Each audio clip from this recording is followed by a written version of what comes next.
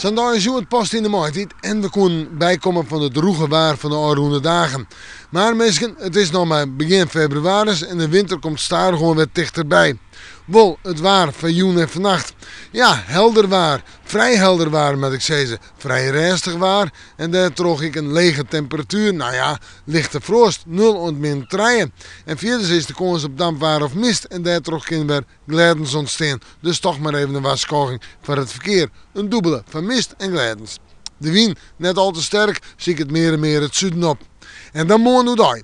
We beginnen met de kans op glijdens en de kans op mist. Veel is bewolking, maar ik wil zinnen. Maar ik denk dat die bewolking stadig gewoon de oren had. En de temperaturen morgen 5 of 6 graden. Ja, de wind die komt uit het zuiden en het zuidoosten mee. En die is matig of zwak, maar die wordt letter vrij krachtig. En dan begint het wetterkoud aan te vielen. In het waardgebied moet misschien wel een krachtige wind.